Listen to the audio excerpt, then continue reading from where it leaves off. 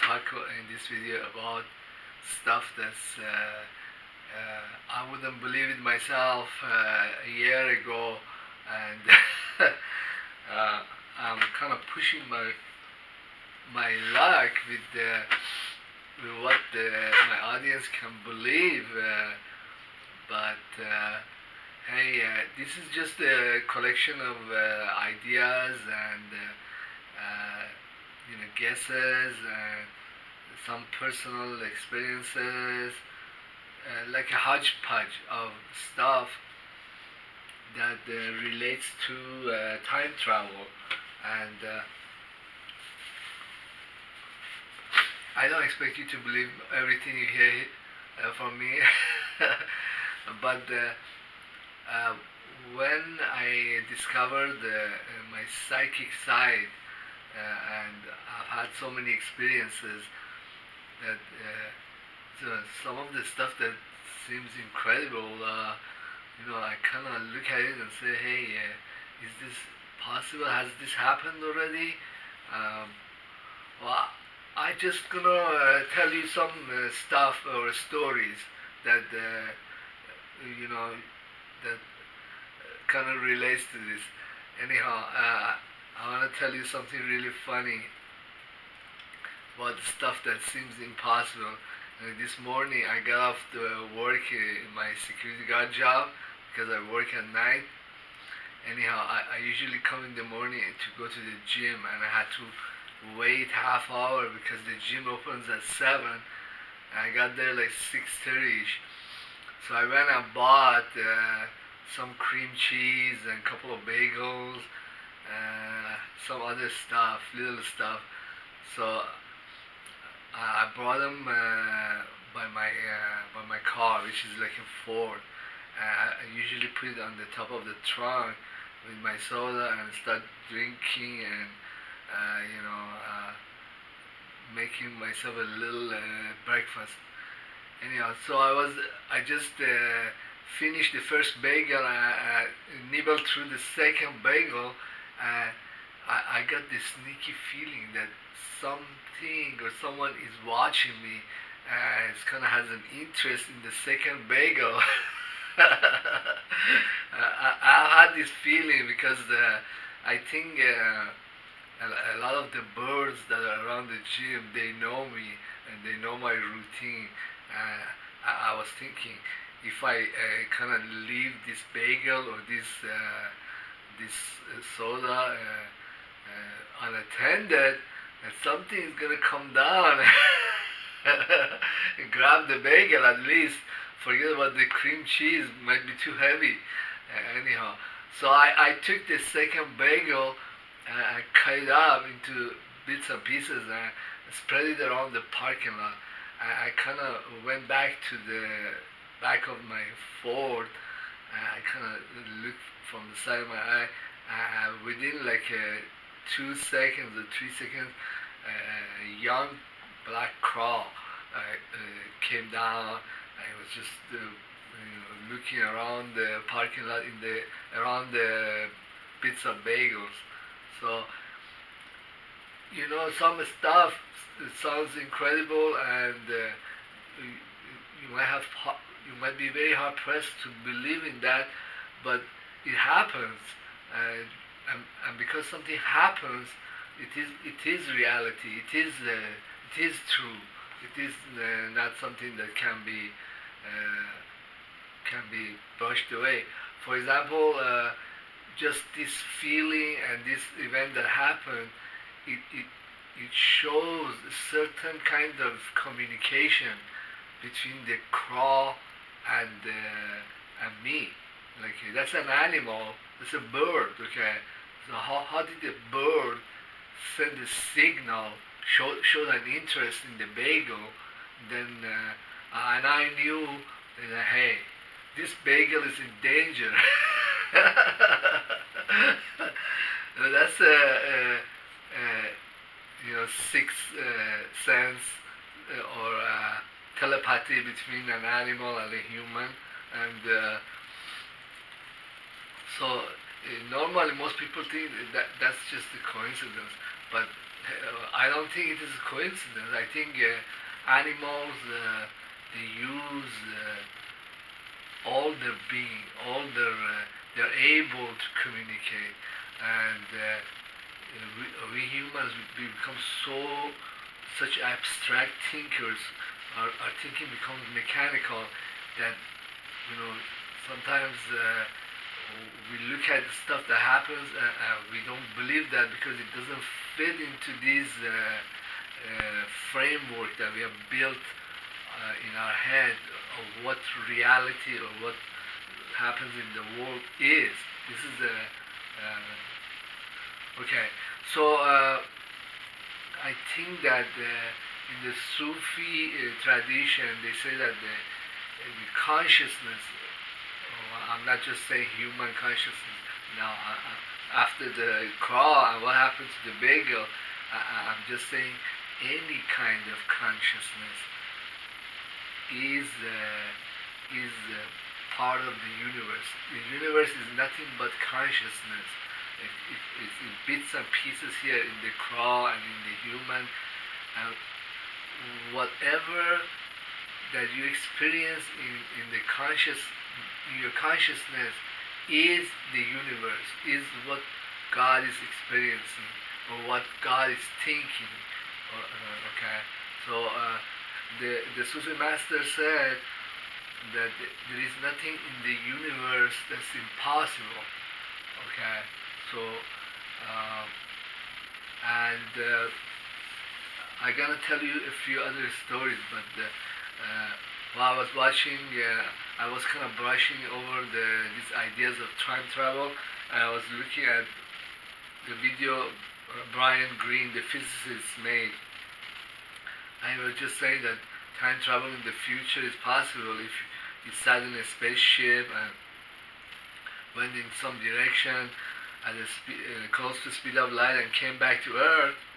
6 months later, you'd be on a round trip of 1 year. You'll be 1 year older, but the Earth could have aged a lot more. So the conception of the experience of time for me in the spaceship is different than the experience that the Earth had. It could have aged million years. So this is possible. Time travel to the future is possible, but time travel in the past, I'm saying is possible, but it will not be like what you think, that you can physically go back there. It will be like the consciousness of the universe. It has experienced this past.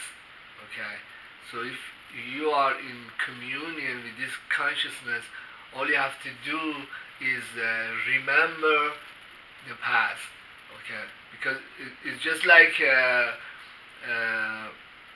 you go into a movie theater and the movie is playing. Okay, so you could go out, like you went on a spaceship, you could go out to bathroom, and when you come back, you have missed some of the movie. You are now in the future of this movie. Okay, at future relative to what you were before you went to the bathroom. Okay, but also you could ask the theater, or you could wait until the next showing or seance of this movie, and then you would be actually experiencing the past before you went to the bathroom, or the earlier portions of the film. So our perception of time is this sequence of events, or this sequence of pictures that show up, that make this movie. But doesn't mean that in reality that's what time experience is. For example, time experience for the movie projector itself, and the movie is what happens in this sequence. Alright, so then I was studying a lot of these UFO phenomena that they have discovered, and there was a guy. His name is Bob Lazar, He's a physicist. I believe him a lot more than many other people who talk about UFOs. Anyhow, it seems that he was hired by the NASA or by secret arm of the NASA or the government to study the the UFOs that were captured.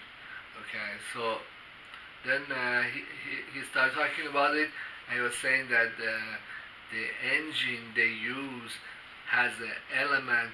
It's called Pentium, which is element 115. Okay, so I guess like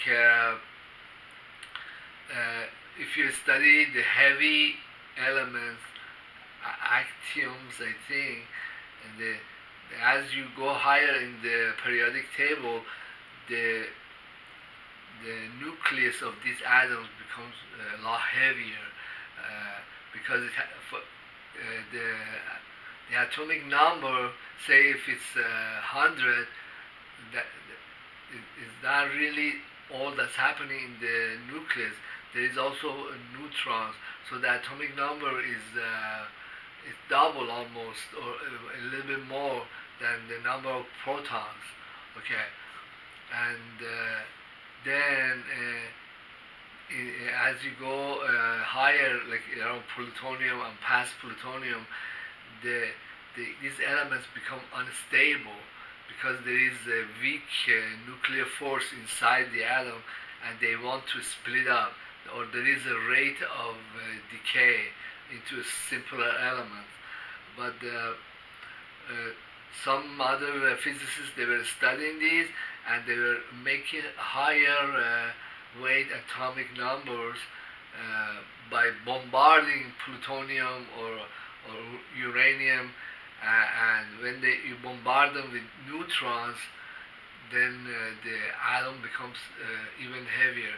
So, but the elements that they find are very unstable. A lot of them decay within microseconds into simpler atoms. It is a form of you bombard them and they decay. Okay, so in this process, some smaller particles, they manifest themselves.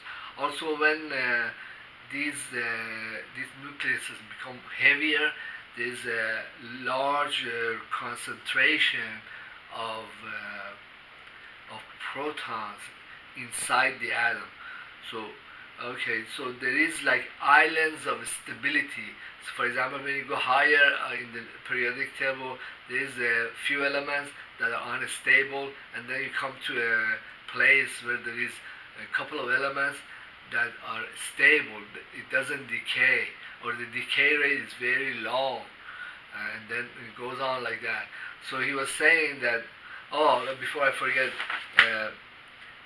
most of the radioactive or heavier elements, they were made by the universe when there is a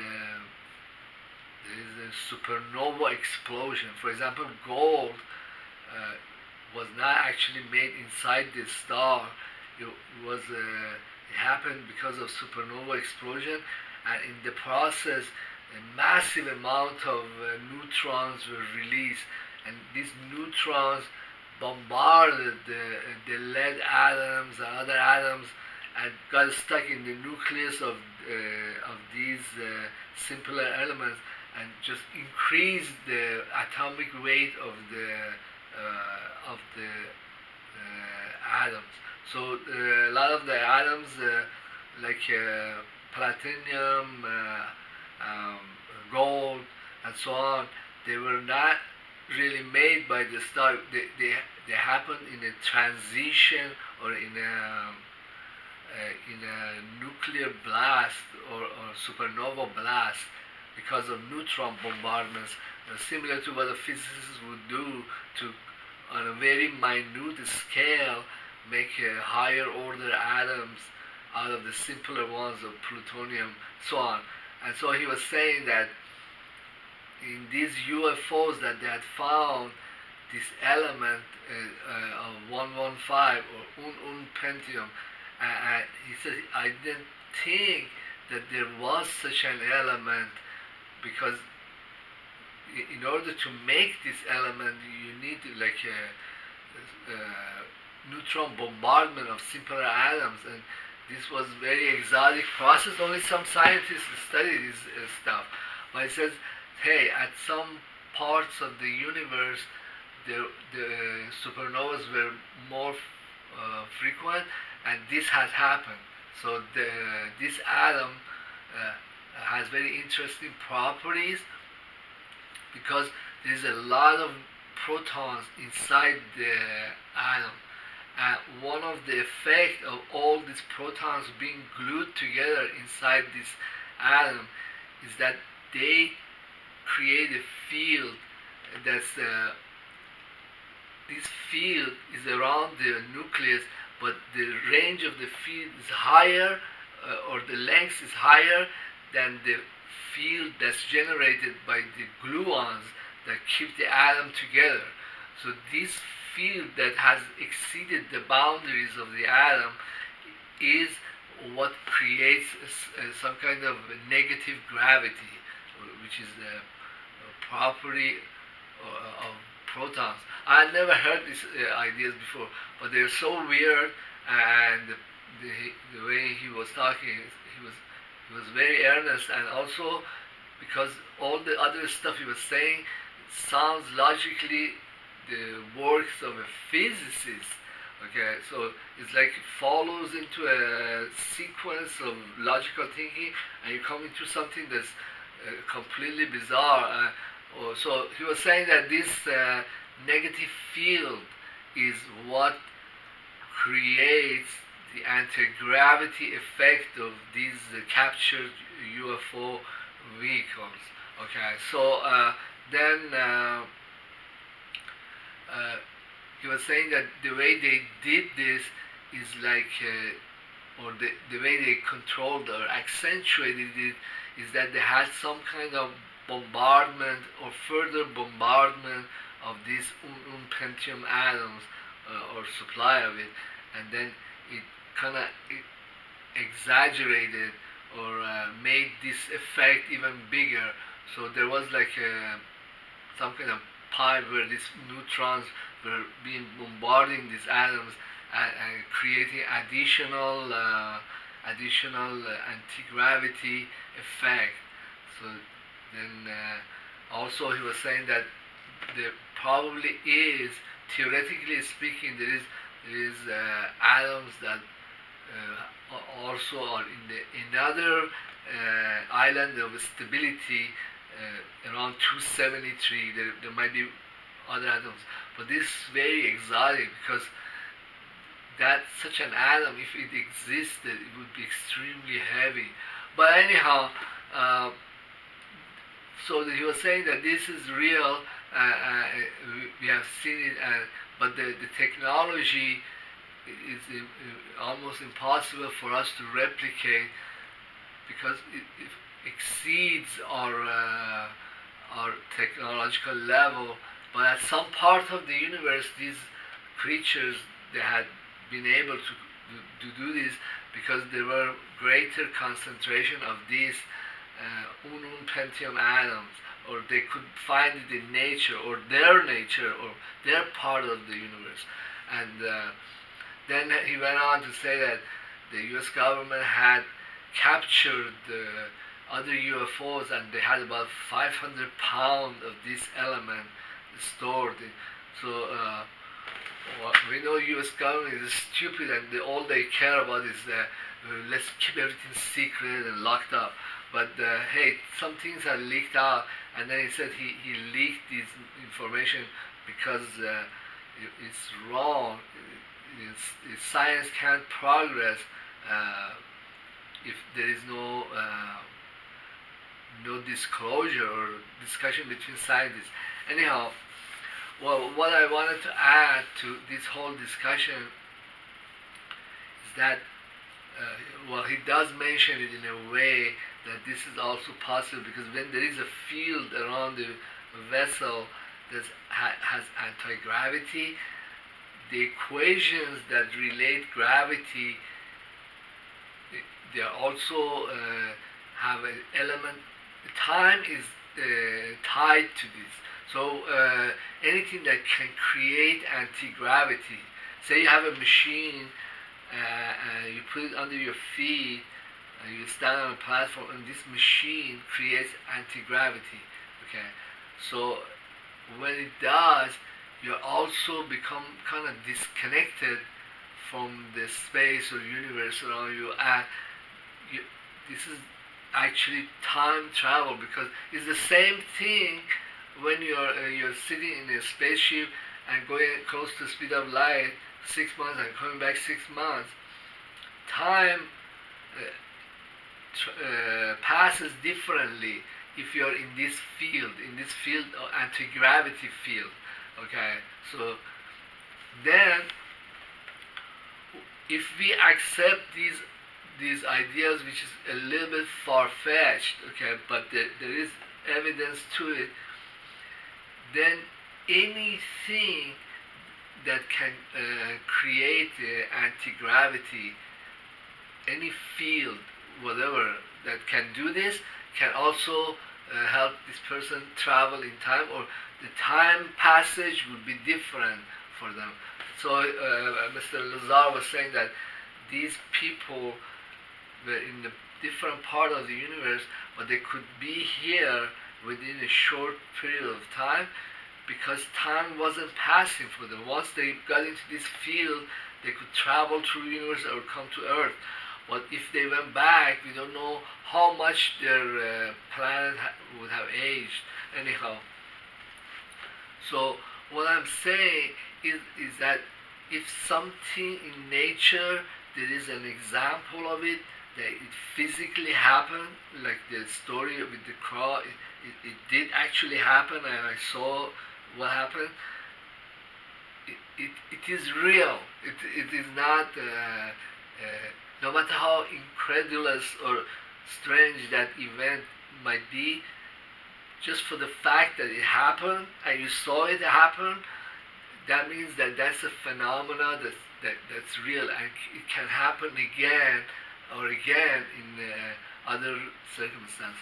Well, anyhow, what I'm saying also is that there have been other races of humans in the history of the earth, that they got to a certain technological level, and there is some evidence from Nazis, and they had figured out this electrogravity, and I'm not sure. There is a lot of movies that they have been able to escape into bases in Antarctica, or who knows. I mean, there is another sci-fi movie coming out in like July or something, May, talks about return of the Nazis.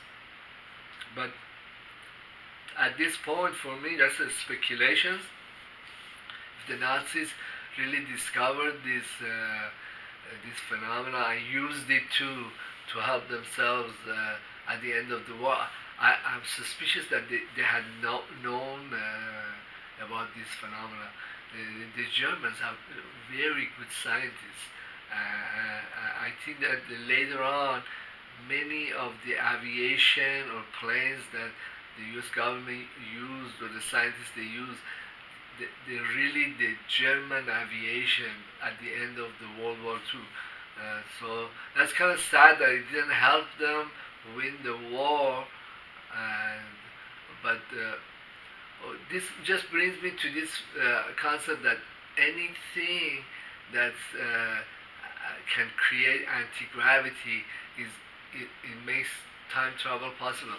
Well, I want to go into some stuff in Christianity and Islam that kind of talks about this, but people really don't believe in that. That's kind of like religion, and it's a woo-woo, and we don't believe that. But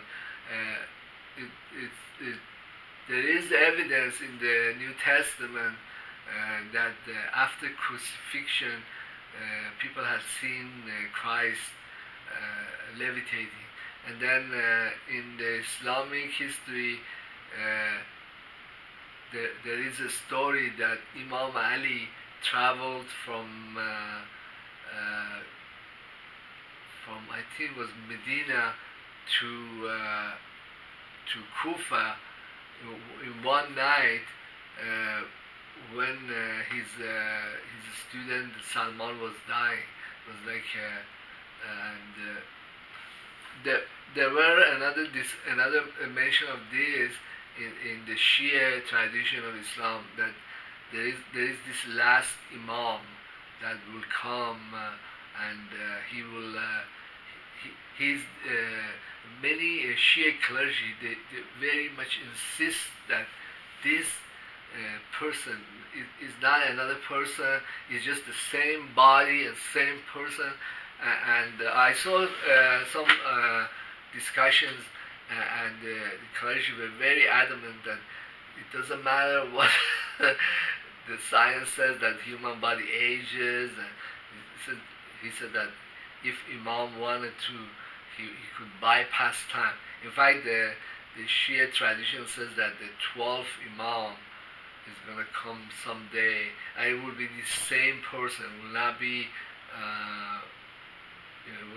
his kids or anybody. It will be just the same exact. But this is these ideas, even though they are in the historical accounts, but they kind of start sounding like stuff that the Nazis were doing with anti-gravity and levitation, and also has the possibility of time travel. But it's seeped into a lot of religious myth or stories. Well, the Shia says that at the end times, even the Christ will come first. So this is again the same concept of time travel. Anyhow,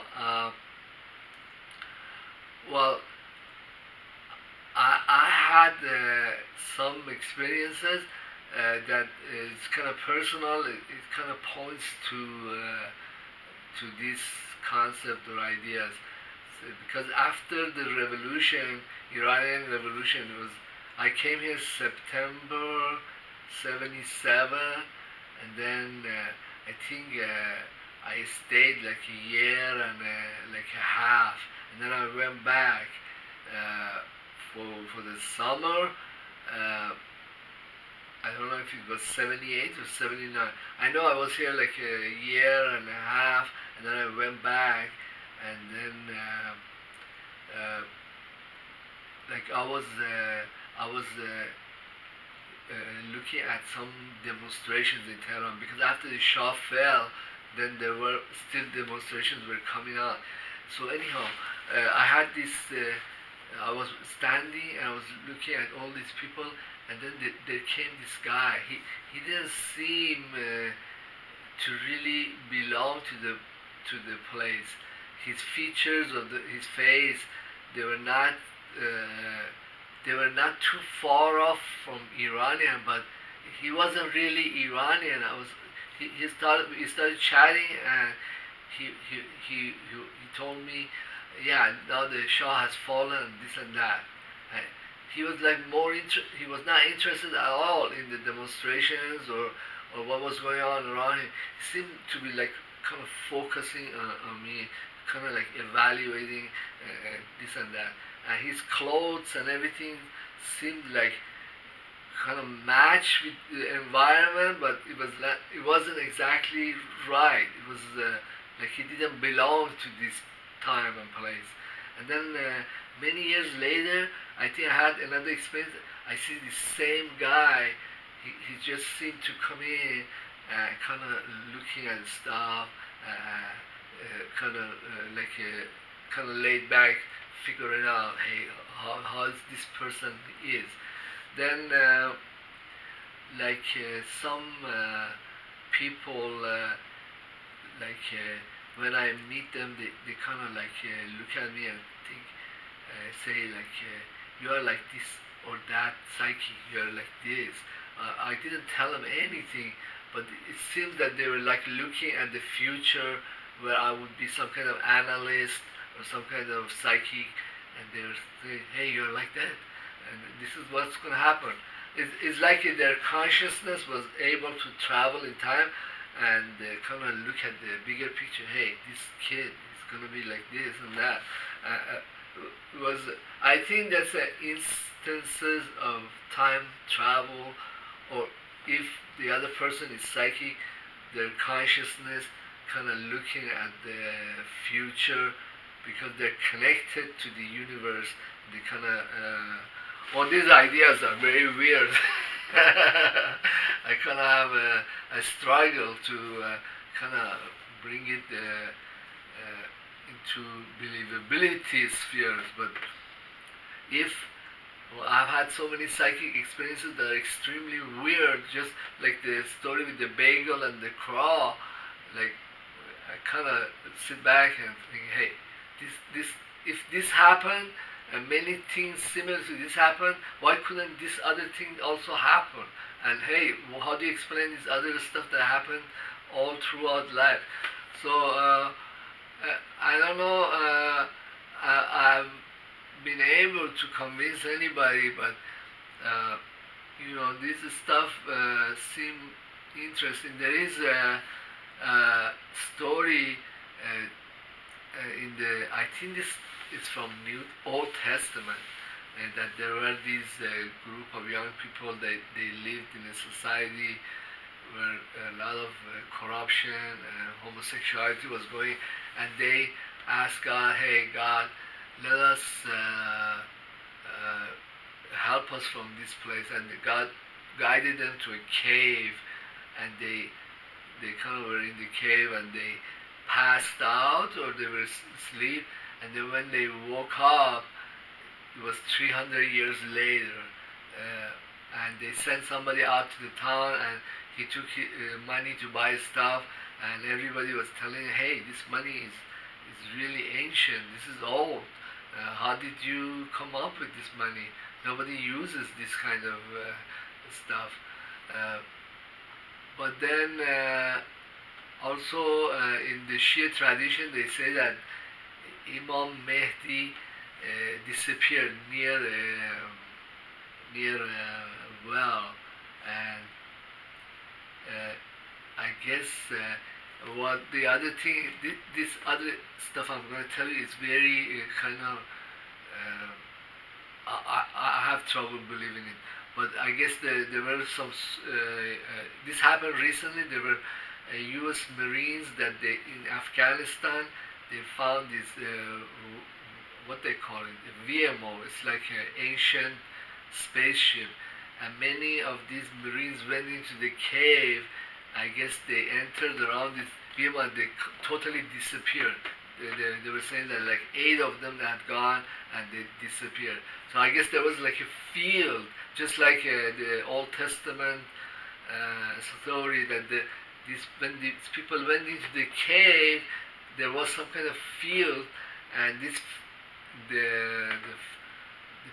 people when they were in the field and they got up and went out, time has traveled. They have traveled in time. Time has elapsed to a great extent.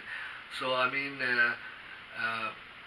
well, the other piece of evidence is that, like Mecca and surrounding are built on megalithic location, which is like the distance between Mecca to North Pole and to the South Pole. When you divide them out, they become like a golden ratio.